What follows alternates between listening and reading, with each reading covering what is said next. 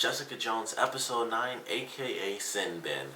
Love this one because they did a lot of interesting stuff in this episode. One of the big things was Jerry seemingly being taunted, and they did it twice. Like the first time it happened, it was like, they kind of teased it a little bit, and then she basically was just like, she walked, but then she turns on the camera.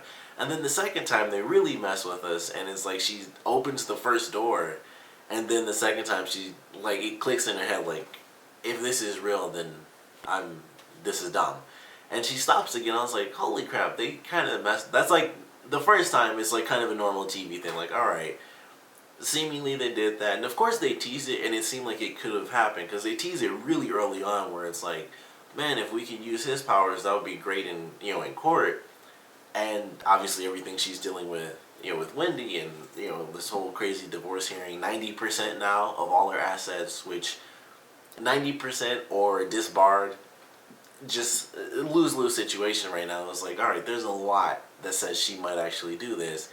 And then they teased us twice, and it kind of messed with me the second time. Like, I can't believe they did that twice, but it was kind of awesome that they did. But I love that Jessica, naturally using her investigative abilities, she actually finds Killgrave's parents. And that's going to be her way to get proof, because that's pretty much all they have. Everything, all the little bits of evidence they've had now, up till now, have been nothing. It's people saying that some guys forced them to do certain things, and of course that's just like hearsay, and plus superpowers. Like, even though it's weird. It's just a TV thing. Like, if you have a universe where it's like, look, you've seen what happened. They're in New York, so they were there. That's like one of the episodes is about a woman who wants to kill Jessica because of what happened during the Avengers, and then it's people like, whatever. Guy can force people to do what he wants. Impossible. It's just crazy to me. But, they still have stuff like that. So it's just like hearsay for the people in the group. And so they need some good evidence. They do all this research, Jessica and Trish, and they find Killgrave's parents. And it was something. Like, it seemed pretty simple at first. They found them, Jessica found them, and it's like, alright, you guys screwed up your kid. I need you to help. So basically, you can do this and force him to admit, exactly what happened. And then it's like, we didn't abandon him. We took off because we thought he would, completely murder us. And we find out that his powers were actually an experiment, naturally. So experiments and stuff. Everyone who has powers so far in this show is either crazy, car crash chemicals, or it's been experiments. So, Killgrave, or Kevin, he got his powers, and then he made his parents do whatever he wanted, and we find out, they were totally fine with it, and then they mentioned, he snapped after he had a tantrum, because he was 10, and he made his mom put the iron to her face, and then after that, it was kind of it. They were scared of him, because, he'd have a tantrum, and they'd just take off, and that's pretty much it. They would have been killed if they screwed up, so they take off. And then they finally go to see him, and it's like, everything seemed like it was working together. Jessica had the parents to kind of make him admit. Jessica got the cop to come in, for the evidence and everything. And when that first happened, I thought maybe Jerry did that because she was trying to kind of end things. I was like, who the heck would have sent that? But then it made sense, like, oh, that was the bait. So they lock him up in handcuffs. It's like, just watch him. That's pretty much it. Like, just watch him. This is what's happening. And then it just falls apart, all because the stupid freaking button didn't work anymore, and he gets both his parents to kill themselves because the mom was actually going to kill him, and she was the one the whole time where it's like, she seemed like, oh, it's fine, we'll make it work, and then it's like, oh, she was doing that so she could kill him. And then that just flipped everything around, and he kills both of them. Everyone's supposed to take off. I think Jerry was the only one that actually left. Trish stayed. Jerry also got a handgun. I'm assuming it was the cop's gun that she took. So she has a handgun now. And then, both parents are dead. Fortunately, Trish used all 6 bullets in her gun. Or she only had 5. I only counted maybe... Yeah, I think I only counted 5 shots. So I guess she only had 5 bullets to begin with. But maybe it was all 6 or something. But it was just put a bullet in your skull, and fortunately it clicked and nothing happened. But he has the cop follow him. He just like rips it, his hands clean out, and Jessica has to deal with this guy. But then we get a very awesome scene where Jessica grabs Killgrave and he's like, "Let me go, Jessica," and nothing happens.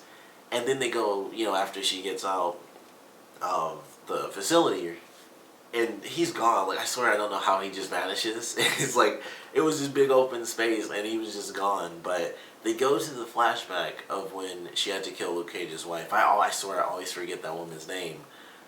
Riva, I believe, is her name. But we go into that flashback, and it turns out that wasn't like a little fluke. That wasn't like, oh, that helped her get away from him that one time because it was such a drastic thing.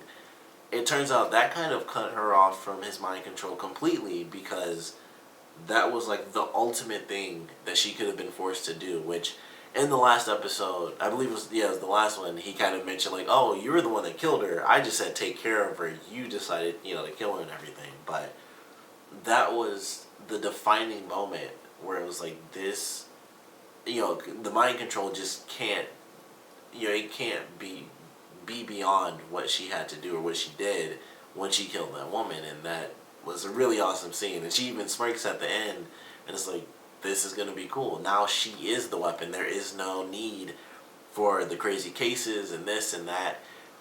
She could basically just capture him because, of course, she has super strength. She could just grab him with one arm, just wrap him up with one arm and then put her hand over his mouth. With the other hand, that wouldn't do much because she still has to find some way to get him to confess. And I just don't know how that's going to play out, but I'm really looking forward to it. I have episode 10 set up right now, so I'm looking forward to watching this one. But episode 9 was really, really great. Like, it was a really fun episode where it's like this, it seemed like everything was working perfectly, just like when they captured him the first time. It was like everything came together. They had the evidence, they had the parents, they had, the parents were going to be used to force him to commit or to admit what he'd done by having him force them to do something. Which, during that scene, I didn't understand what Jerry meant, where it was like the cop didn't see what happened. And it's like, they have a camera set up, weren't they listening to what was being said, or were they not listening? Because it's like, he said, pick up the scissors and do this. And it was almost like, how is that inadmissible? Like, they're filming and they have speakers and this and that. It's like, he said do this, and technically they still have it on camera.